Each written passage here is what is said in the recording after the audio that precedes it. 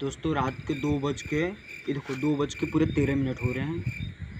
इधर भी पूरी शांति है और इस साइड भी पूरी शांति है।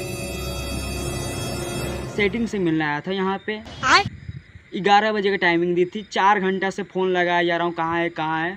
कह रही है आ रही हूँ। कौन से फ्लाइट से आ रही है भाई? 4 घंटा हो गए हैं। इधर पूरी मेरी फट चुकी है। घर पे बोल के आया हूँ कि दोस्तों के साथ पार्टी में जा रहा हूँ, मस्त खा पी के आऊँगा। मतलब कुछ उसके खुशी के चक्कर में मैं कुछ खा नहीं पाया।